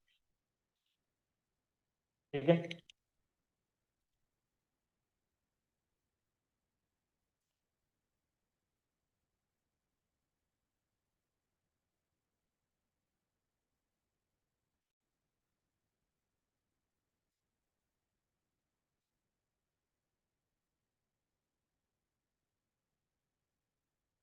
यही वाला गया होगा डीपीपी, देख लें तुम लोग। डॉट प्रोडक्ट और स्केलर प्रोडक्ट ऑफ वेक्टर्स, क्या कहा है? If two non zero vectors A and B are parallel to each other, parallel to each other का मतलब थीटा की वैल्यू 0 है, then A dot B is, A dot B मैंने बताया था कि यहाँ पे वो वेक्टर साइन नहीं लिखते बुक के अंदर, बोल्ड फेस लेटर से दिखाते हैं। तो हम लोग जो वेक्टर ए लिख रहे हैं वो इनका यहाँ पे बोल्ड फेस लेटर में ही है, हम लोग ऐसे लिखेंगे ए डॉट बी, ठीक है। तो ए डॉट बी इज क्या है? दो वेक्टर अगर एक दूसरे के पैरेलल है तो पहले ए डॉट बी को जैसे डिफाइन किया था वैसे लिख, ए डॉट बी को लिखा था ए बी कॉस थीटा, और दो वेक्टर अगर एक दूसरे के पैरेलल है तो थीटा की वैल्यू 0 है, तो ए इंटू बी, ठीक है। तो ए इंटू बी, ये भी मैग्नीट्यूड ये भी मैग्नीट्यूड, मैग्नीट्यूड हमेशा पॉजिटिव होता है, तो ओवरऑल पॉजिटिव रहेगा, स्केलर क्वांटिटी होगा, और ये चीज मतलब स्केलर क्वांटिटी तो होगा ही, साथ में ए इंटू बी भी होगा, ठीक है। तो सी वाला ऑप्शन भी, ठीक है, A and C. Mark the correct option या ऑप्शंस। आई डॉट आई 1 सही है, जे डॉट जे 1 सही है, ए डॉट के 1 सही है, ए बी एंड सी। ठीक है। If two vectors A and B are perpendicular to each other, तो क्या कहेंगे, दो वेक्टर अगर एक दूसरे के परपेंडिकुलर हो तो डॉट प्रोडक्ट हो जाता है 0। 0। तो कौन सा ऑप्शन? अब यहाँ पे देखो 2 0 लिखा हुआ है, इंटरेस्टिंग। ए की बी, ए या बी, सब लोग अपना अपना आंसर बताना, ए या बी। बी। बी किसने कहा? मैंने। अच्छा, ए क्यों नहीं? सर ए बोल्ड में हो रखा है, इसका मतलब कि उसके साथ मतलब वेक्टर फॉर्म में लिखा हुआ है। लेकिन ए डॉट बी एक स्केलर क्वांटिटी है, इसलिए बी हाँ। वाला ऑप्शन करेक्ट है। बहुत सही, एकदम सही, करेक्ट एक्सप्लेनेशन। ठीक है, आंसर बी होगा। देखो यहाँ पे 2 0 दिख रहा है, एक बोल्ड में है तो ये वेक्टर है, ठीक है, और ये है सिंपल सीधा 0। ठीक है, तो कौन सा आंसर? सेकेंड वाला ऑप्शन। ठीक है, चलो नेक्स्ट। उसके बाद mark the correct options. I dot J क्या है? A B I C dot J तो सही है। आई डॉट के भी 0 होता है, ठीक हाँ। है, और जे डॉट के को भी हम 0 कहते हैं। तो आंसर क्या है? ए बी एंड सी तीनों ही सही। If A and B are two non zero factors, A और बी कैसे हैं? दो नॉन जीरो फैक्टर्स हैं, then they are anti parallel to each other. ठीक है, they are anti parallel to each other, they are anti parallel to each other. Anti parallel का मतलब एक दूसरे का अपोजिट है, यानी कि थीटा की value 180 degree. Then A dot B, A dot B क्या लिखेंगे? Minus A B. Minus A B कोई ऑप्शन में है? नहीं, लेकिन एक चीज है, स्केलर क्वांटिटी। लगा दो। अच्छा सर, जैसे माइनस आ रहा है तो वो क्या डायरेक्शन नहीं बता रहा है कि माइनस मतलब नेगेटिव उसमें? अभी तुमने खुद कहा कि वो स्केलर क्वांटिटी है, अब फिर तुम इसमें डायरेक्शन खोज रही हो। हाँ, हाँ ये ठीक है तो ठीक है। तुम्हारा डिसीजन हो जाएगा। हम्म। ठीक है, चलो नेक्स्ट। ए डॉट ए, ए डॉट ए को क्या कहेंगे? ए स्क्वायर। ए स्क्वायर, सही है। उसके बाद dot product of two non zero factors, दो, हाँ? नहीं नहीं, ठीक है।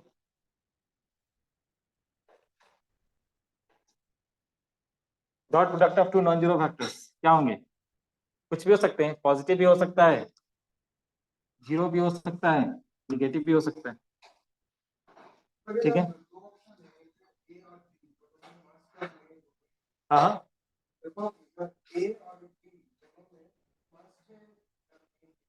कहाँ है? कहीं भी एक ही में मस्ट है, बाकी में मे। हाँ, तो मे भी, मस्ट भी जीरो थोड़ी नहीं, हमेशा पॉजिटिव होता है, नहीं, कुछ भी हो सकता है, तो इसलिए कहेंगे आंसर मे बी। अब एक वेक्टर दे दिया उन्होंने ए, दूसरा वेक्टर दे दिया B, then the A dot B, A dot B का वैल्यू क्या हो जाएगा? तो क्या करेंगे? आई वाले को आई के साथ, 3 को 4 के साथ 12, उसका 3 को 6 के साथ 18, लेकिन एक आई और दूसरा जे है तो ये तो 0 हो जाने वाला है। दूसरा जे को आई के साथ मल्टीप्लाई करेंगे 16, जे डॉट आई 0 हो जाने वाला है।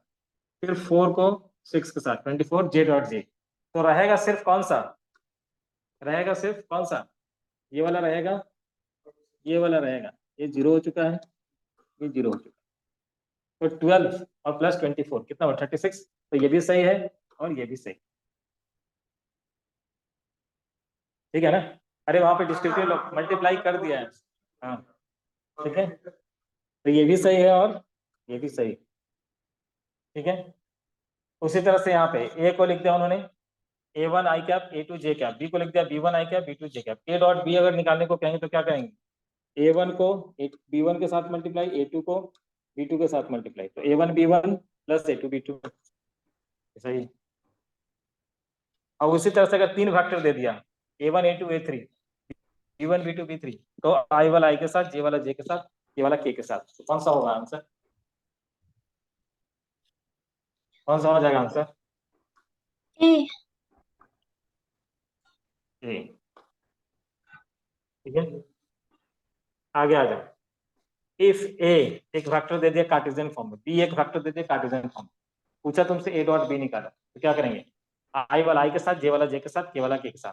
3 इंटू -2 -6, 4 इंटू 4 16, -6 और 16 हो गया 10, और उसके बाद प्लस ऑफ 10 यानी कि 20 यूनिट्स।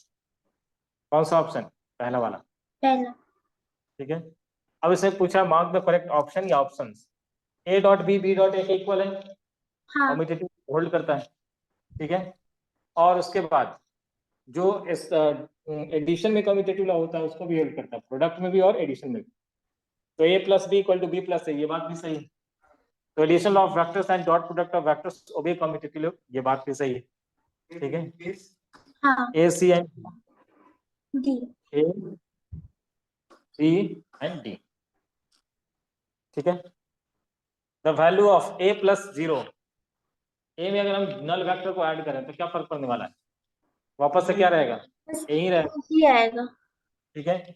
अगर हमने जीरो में से ए को सब्ट्रैक्ट किया तो माइनस ए के साथ जीरो का डॉट प्रोडक्ट किया क्या हो जाएगा, ए के साथ जीरो का डॉट प्रोडक्ट किया, डॉट प्रोडक्ट करने से जो जीरो मिलेगा वो वेक्टर नहीं होगा, स्केलर है। तो हाँ ऑप्शन कौन सा सही होगा, A. A.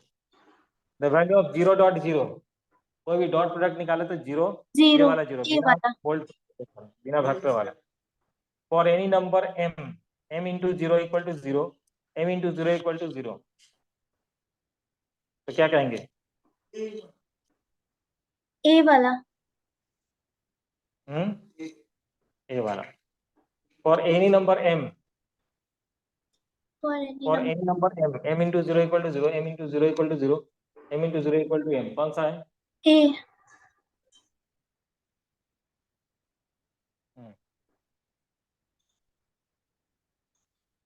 A and B are two non zero factors, तो बी का प्रोजेक्शन ए के ऊपर, बताओ इसमें कौन सा सही है।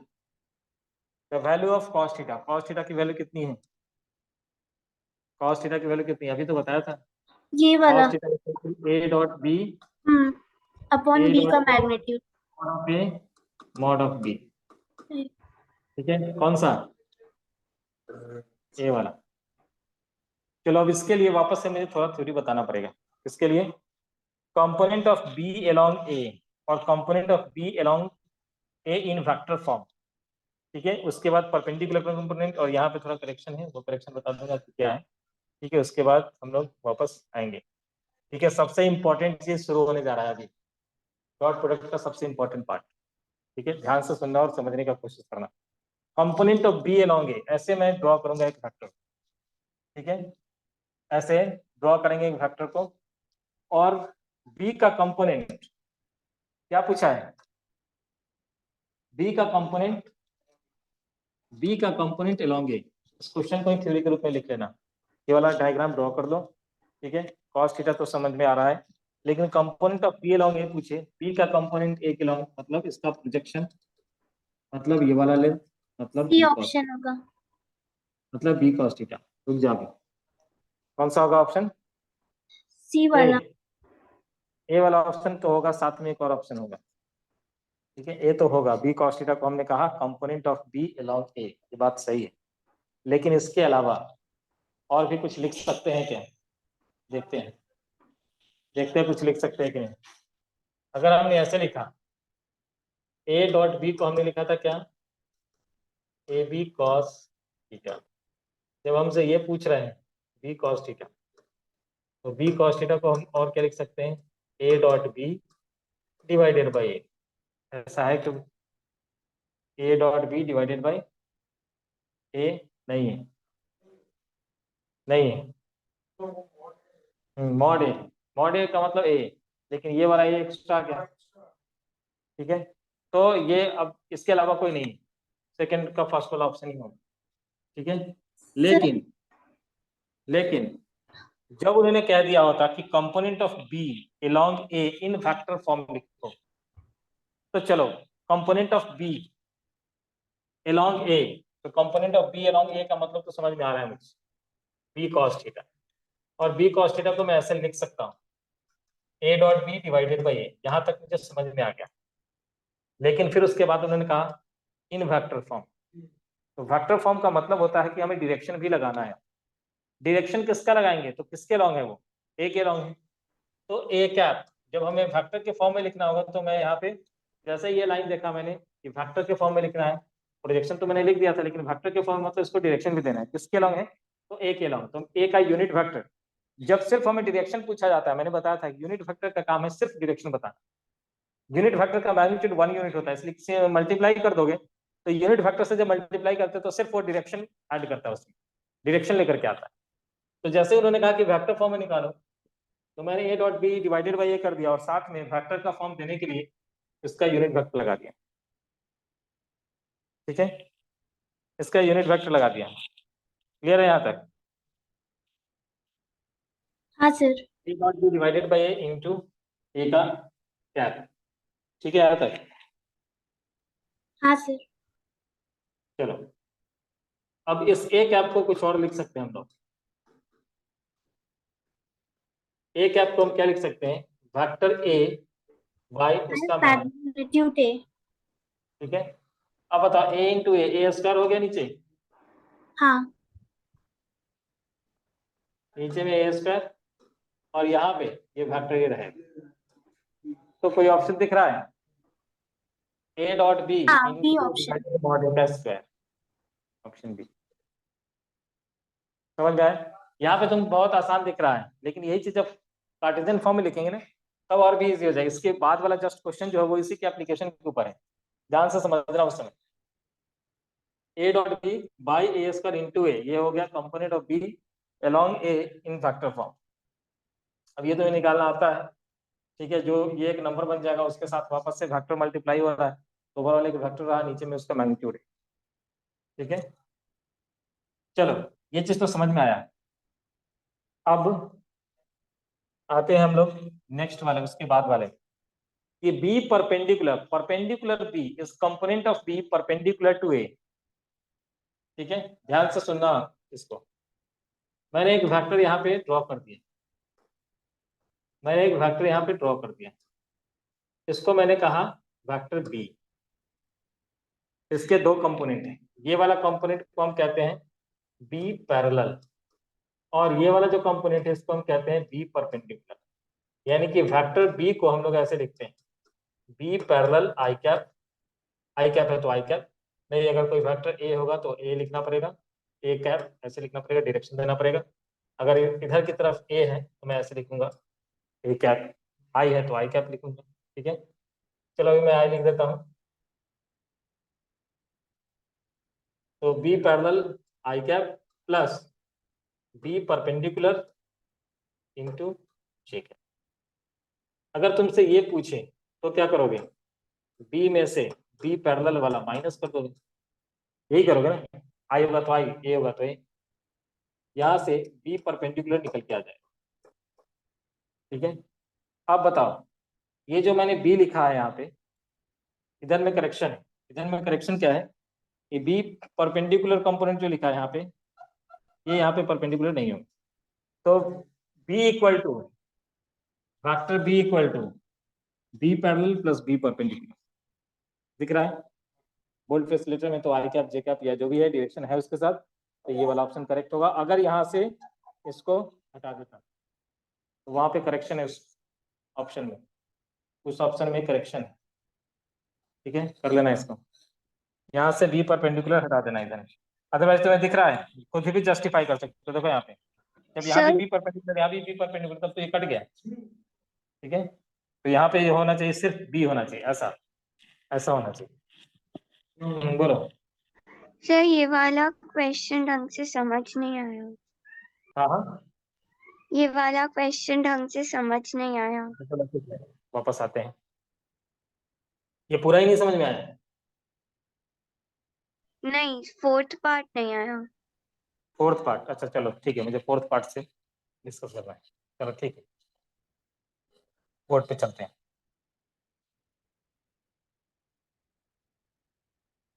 मैंने ये कहा कि अगर कोई वेक्टर है यहाँ पे ऐसा, ठीक है, तो इस वेक्टर को कैसे लिखते हैं बताओ? रिजॉल्व करके कैसे लिखते हैं?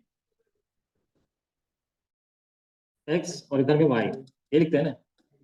ये अगर आर है तो एक्स को हम क्या लिखते हैं? आर कॉस थीटा, और वाई को क्या लिखते हैं? R sine theta. R sine theta. इसी को मैंने कहा कि ये जो कंपोनेंट है वो इसके एलोंग है, एक्स के एलोंग, तो मैं कहूंगा कि एक्स वाले वेक्टर के पैरेलल जो कंपोनेंट है वो आर कॉस थीटा है। ठीक है, यानी कि जब मुझे लिखना होगा किसी वेक्टर आर को, तो मैं ऐसे लिखूंगा ना, एक्स आई कैप वाई जे कैप, ऐसे लिखूंगा। यहाँ पे इस r का कंपोनेंट x के लॉन्ग कितना है, r cos थीटा, तो मैंने इसको लिख दिया r cos थीटा और इसको लिख दिया मैंने r sin। तो क्या दिक्कत है इस बार में, इसको ऐसे लिखने में क्या प्रॉब्लम है? हाँ सर ठीक है। पूछ रहा हूँ, इसको ऐसे लिखने में कोई प्रॉब्लम है? नहीं है। इसी को मैंने नाम दे दिया कि ये r पैरेलल है और इसको मैंने कह दिया कि ये r परपेंडिकुलर। तो उससे क्या फर्क पड़ा, उससे कोई फर्क पड़ा क्या? नहीं। तो अभी जो तुम्हें दिया गया था वो कुछ ऐसा था, ये एक वेक्टर b था और इधर में a, ठीक है, इधर में b। तो b वेक्टर का, वेक्टर b को मैं कैसे लिखूंगा ये बताओ। वेक्टर b को मैं लिखूंगा ऐसे, b cos थीटा, अगर ये i कैप है तो i कैप, और इधर में b sin theta j cap. मैं इसी को क्या कहूंगा, b पैरेलल, और इसको क्या कहूंगा, b परपेंडिकुलर।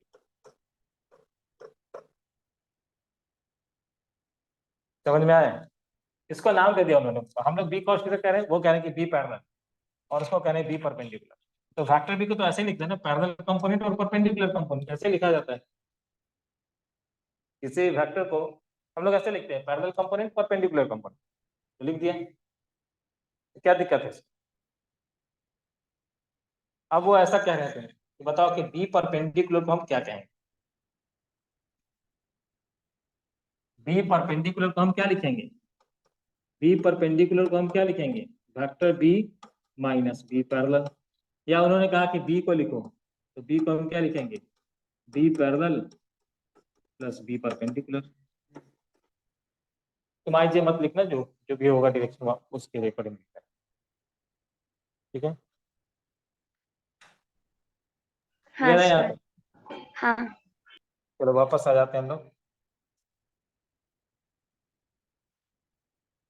पीपीटी के अंदर।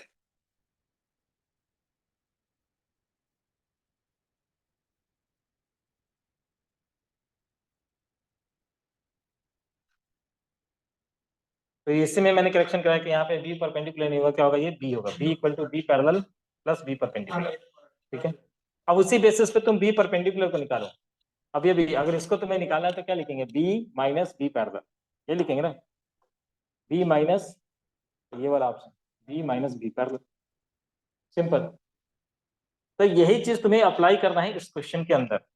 देखो यहाँ क्वेश्चन ऐसा आएगा, वो थ्योरी था, क्वेश्चन ऐसा आएगा कि कोई पार्टिकल है जो मूव कर रहा है, एक्सीलरेशन इससे, and its velocity, initial velocity ये दे रखा है, इसका भी अपना एक डायरेक्शन है, इसका भी अपना एक direction. Mark the correct option या option for the following question.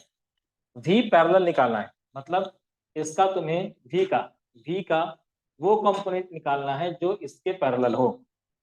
तो कैसे निकालेंगे, कैसे निकालेंगे, कैसे निकालेंगे, the component of initial velocity parallel to acceleration, मतलब इसका प्रोजेक्शन निकालना है, वेलोसिटी का प्रोजेक्शन निकालना है किसके अलोंग, एक्सीलरेशन के अलोंग। तो प्रोजेक्शन निकालना है किसका, v का, तो हम ऐसे लिखेंगे, projection of v, projection of v along a, तो v डॉट a, और v का प्रोजेक्शन निकालना है किसके ऊपर, a के ऊपर, तो जिसके ऊपर निकालते हैं उसी के मैग्नीट्यूड से डिवाइड कर देते हैं, सिंपल, मैग्नीट्यूड से डिवाइड कर देंगे। तो इन दोनों का डॉट निकालो और a के मैग्नीट्यूड से डिवाइड कर दो, जो आएगा वही v पैरेलल हो, ये v पैरेलल। समझ में आया नहीं आया, नहीं आया लगता है। आगे चलो एक बार ट्राई करो पहले क्वेश्चन।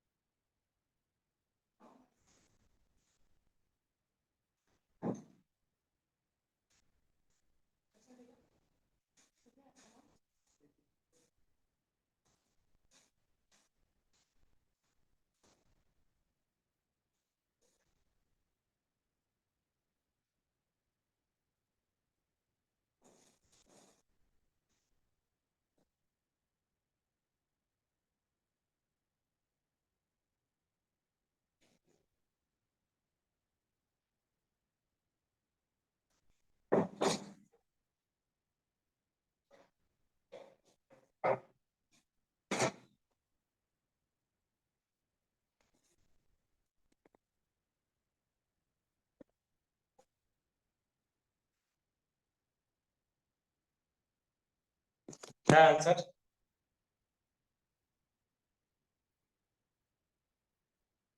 कुछ है आंसर? हेलो,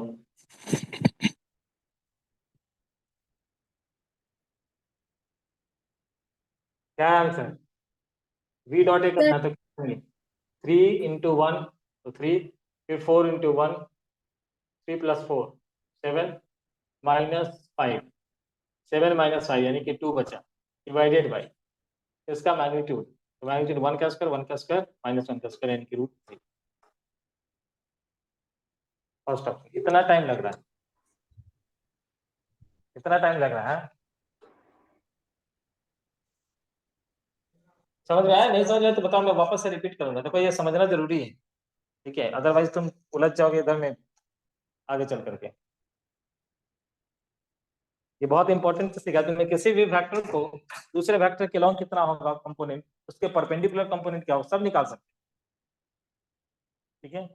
दूसरा देखो, the component of initial velocity parallel to acceleration in vector form. कहा कि एक्सीलरेशन के पैरेलल निकालो, एक्सीलरेशन के लॉन्ग निकालो, लेकिन वेक्टर के फॉर्म। तो क्या करेंगे, वेलोसिटी पैरेलल टू एक्सीलरेशन तो ये निकाल रखा है, वेक्टर के फॉर्म में कहा है तो यहाँ पे हम ए कैप लगा देंगे। और ए कैप का मतलब है कि जो इसका मैग्नीट्यूड है इस यूनिट वेक्टर यहाँ पे लगा देने का है। यानी कि ये तो हम लोगों ने कैलकुलेट कर रखा है, साथ में जैसे यूनिट वेक्टर लगाएंगे ए का यूनिट वेक्टर, तो ए का यूनिट वेक्टर 1/, ऐसा आ जाएगा, this vector I cap J cap minus K cap divided by √3। Vector by its magnitude is unit vector. तो वेक्टर में इसके, ये वेक्टर में इसके मैग्नीट्यूड से डिवाइड कर दिया, मैग्नीट्यूड √3 आता है, √3 से डिवाइड कर दिया, तो आंसर क्या आ रहा है, 2/3 √3 इंटू आई कैप प्लस जे कैप माइनस के कैप। ऐसा है कोई आंसर? ये देखो फटाफट निकलते जा रहा है। मुझे लगा है कि लोगों को क्वेश्चन ही समझ में नहीं है। अरे नहीं आया समझ में तो बताओ, मैं वापस रिपीट करने के लिए रिपीट कर दूंगा।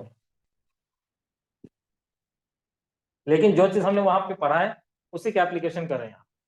जब इसको उन्होंने वेक्टर के फॉर्म में कहा, ए के लॉन्ग वेक्टर के फॉर्म में, तो ए के यूनिट वेक्टर से मल्टीप्लाई कर दिया। सिंपल, यूनिट वेक्टर जैसा निकालते हैं वैसा निकाला, ए का यूनिट वेक्टर निकालना था, वेक्टर डिवाइडेड बाय मैग्नीट्यूड करके मल्टीप्लाई करके तो आया था, ठीक है। ऐसा इसमें कुछ भी नहीं है डिफिकल्ट चीज। और जब तुम्हें कहा जाएगा कि परपेंडिकुलर कंपोनेंट निकालो, परपेंडिकुलर कंपोनेंट निकालो, तो याद करो कैसे लिखा था, B perpendicular equal to vector B minus B parallel. तो बी पैरेलल तो निकाल रखा है हमने, और ऑलरेडी दिया हुआ है, कहाँ पे, कहाँ दिया है, वी पैरेलल हमने निकाल लिया है, और ये बी पैरेलल है, हम्म और वी वेक्टर भी दिया हुआ है क्वेश्चन में। और वी वेक्टर भी दे रखा है क्वेश्चन में, ये वी वेक्टर है। तो वी वेक्टर कैसे लिखेंगे, V parallel plus V perpendicular, और हमसे वी परपेंडिकुलर पूछा जा रहा है।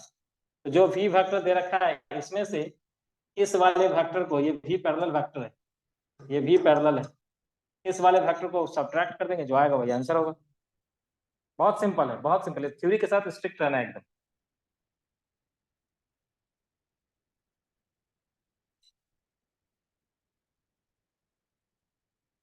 जैसा बताया गया, क्योंकि यही चीज वहां पे अगर नहीं समझा तो इधर में आकर के हो जाएगा प्रॉब्लम।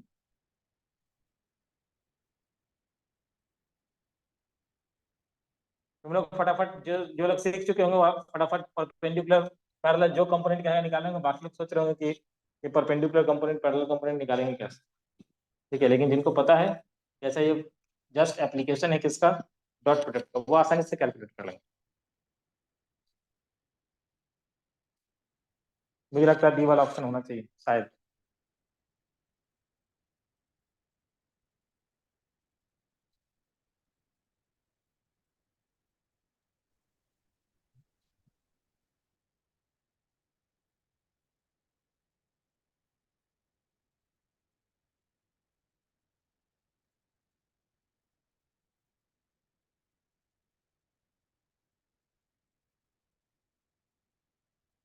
ठीक है यहाँ तक।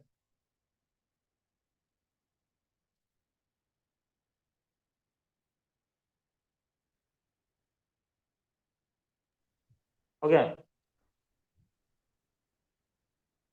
हाँ सर, डी है। डी, डी या बी? डी। डी यानी कि नन ऑफ दिस? हाँ हाँ। नहीं, मुझे लगता है बी या ए में से कोई नहीं। बी, मुझे लग बी रहा है बी में में। जो लास्ट वाला है वो मेरा तो मैच हो नहीं रहा, एक बार तो चेक कर। बाकी लोग बताओ, बाकी लोगों ने क्या किया? सुमेधा, क्या है परपेंडिकुलर कंपोनेंट? हाँ सर, बी आ रहा है, बी है। B for Bombay. हाँ बी। वही आएगा, बी आएगा। चलो करके दिखा देता हूँ। क्या निकाला था हम लोगों ने? 2/3 आई cap J cap minus K cap, ऐसा निकाला था। और ये हमें दिया हुआ था, तो 3 में से सब्ट्रैक्ट कर रहे हैं हम लोग, कौन सा? 2/3, ये होगा। फिर उसके बाद 4 में से सब्ट्रैक्ट होगा वापस से कितना? 2/3, ये जे कैप हो गया। और उसके बाद लास्ट वाला क्या है? 5 - 2/3, 5 हाँ, + 5 2/3। माइनस, 5 माइनस माइनस करेंगे तो प्लस हो जाएगा। हाँ 5 माइनस ऑफ माइनस यानी कि प्लस ऑफ 2/3, ठीक है। तो कितना आ रहा है ये? 3 × 3 9, 9 माइनस 2 7/3 आई कैप प्लस 3 × 7 12, 12 माइनस 2 11/3 जे कैप, और ये 5 × 3 15, 15 + 2, हाँ अच्छा 12 माइनस 2 10, राइट, 10/3। और इधर है 15 + 2 17, 17/3 के कैप। तो ऐसा कौन सा? Option B. बी।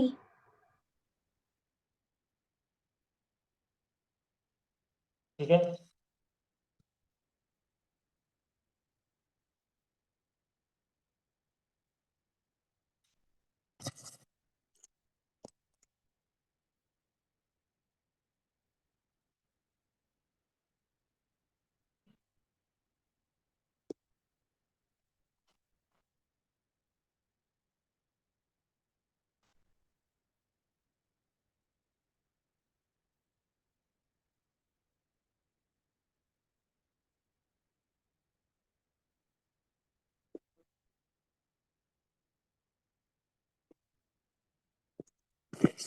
ठीक है, चलो उसके बाद अब देखो इसका एप्लीकेशन कहाँ पे आने वाला है। अब आते हैं हम लोग कि डॉट प्रोडक्ट आखिर हमने पढ़ा क्यों, फिजिक्स में कहाँ पे आने वाला है। तो फिजिक्स में कुछ ऐसा आएगा वॉकडन के कैलकुलेशन में। तो इन्होंने डिफाइन कर दिया कि वॉकडन को हमने ऐसे डिफाइन किया है F.S, ठीक है, जहाँ पे फोर्स है, डिस्प्लेसमेंट है। फोर्स को दे दिया उन्होंने कार्टेशियन फॉर्म में, और डिस्प्लेसमेंट तुम्हें निकालना है कार्टेशियन। डिस्प्लेसमेंट फैक्टर मैंने निकालना सिखाया है, क्या बताया था? इसमें से इसको माइनस करेंगे, 4 - 1 यानी कि 3 आई कैप, -5 -2 -7 जे कैप, और 6 - 3 3 के कैप। ये आ गया पोजीशन वेक्टर आर या डिस्प्लेसमेंट वेक्टर आर। इसका फोर्स के साथ डॉट निकालना है। तो 3 × 3 9, 3 × -7 कितना, सॉरी 4 × -7 -8, -2। और 5 × 3 15, 15 + 9 कितना हो रहा है? 24, 24 माइनस 28 -4, -4। हो गया। तो ये इसका एप्लीकेशन में आएगा।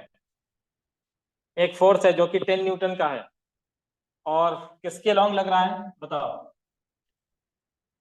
बहुत अच्छा क्वेश्चन दिया है। एक फोर्स है जो कि 10 न्यूटन का है, लेकिन किसके लॉन्ग एक्ट हो रहा है? आई कैप प्लस जे कैप माइनस। माइनस के। डायरेक्शन यहाँ से हमें पता नहीं चल रहा है, तो यूनिट वेक्टर निकाल लो। यूनिट वेक्टर निकाल लेने से यूनिट वेक्टर में ये 10 से मल्टीप्लाई कर देना, फोर्स निकल के आ जाएगा कार्टेशियन फॉर्म। समझ में आ रहा है? कार्टेशियन फॉर्म में कौन सा दिया हुआ है? ये कोई एक वेक्टर दिया हुआ है, बोल दिया कि ये 10 न्यूटन का फोर्स इसी के अलोंग लग रहा है। मतलब यहाँ का इस वेक्टर का काम सिर्फ और सिर्फ यूनिट वेक्टर निकाल करके डायरेक्शन निकालने में। तो डायरेक्शन हम निकाल सकते हैं कैसे?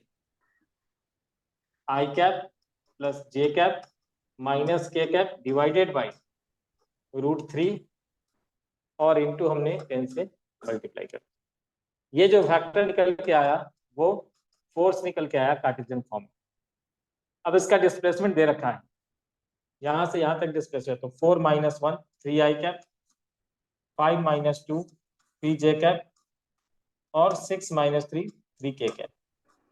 ये वेक्टर हमने निकाल लिया, इसके साथ डॉट निकाल दो, जो आएगा वही आंसर होगा।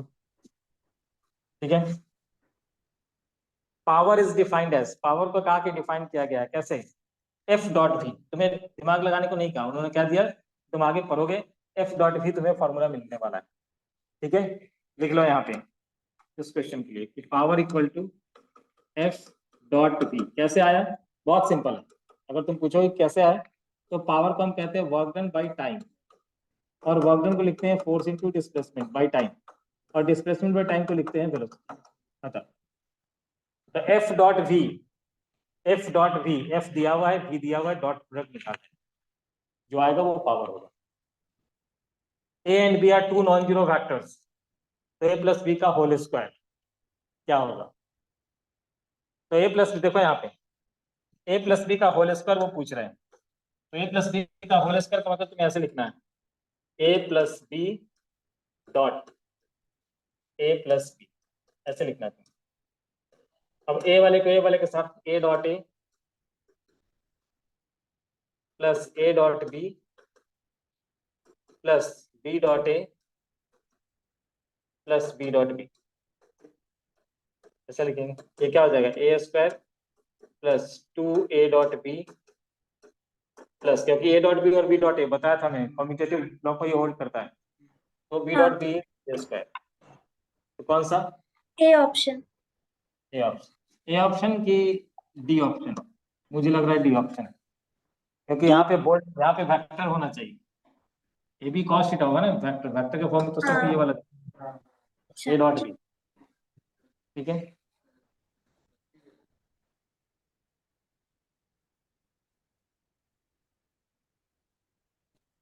उसी तरह से निकाला है, एंगल बिटवीन द फैक्टर्स निकल जाएगा, angle between factor this and this निकल जाएगा, ये डी खत्म हो गया। ठीक है, एक लास्ट पोर्शन इसमें बाकी है, इसके ऊपर एक क्लास होगा, और उसके बाद फिर एक क्वेश्चन का होगा, जो मैंने कहा था कि पूरा जब खत्म हो जाएगा तब हम सारे क्वेश्चंस को डिस्कस करेंगे, जो कहा था अभी तुम्हें जितना बनना होगा बनाना, और उसका जो क्लास में जो पूरा एंड हो जाएगा उसके बाद मैं कहूँगा कि सारे क्वेश्चंस अटेम्प्ट कर सकते हैं। तो एक क्वेश्चन इसके ऊपर होगा, एक क्लास होगा वेक्टर प्रोडक्ट के ऊपर। आज हमने डॉट प्रोडक्ट के ऊपर क्या है, एक प्रोडक्ट और बाकी है, कौन सा, वेक्टर प्रोडक्ट या क्रॉस प्रोडक्ट। ठीक है, ये वाला बाकी है, इसके ऊपर एक और डीपीपी मिलना है, 5 डीपीपी हो जाएगा, और उसके बाद तुम किसी बुक से क्वेश्चंस बनाओ, जहां से भी करना है। ठीक है, और प्रीवियस ईयर क्वेश्चन में कराऊंगा, टीवाई के क्वेश्चन में कराऊंगा, जब पूरा ये खत्म हो चुका होगा, पूरा डीपीपी खत्म हो चुका होगा, उसके बाद एससी वर्मा लगाना है, तो क्वेश्चन के ऊपर एक दो और क्लास होगा, तब जाकर के ये वेक्टर को हम इंड बनेंगे। ठीक है, तो लास्ट वाला जो होगा थ्योरी का, उसका पूरा का पूरा एप्लीकेशन बेस्ड। ठीक है, चलो आज के लिए हम लोग यहीं तक रखते हैं। Thank you sir.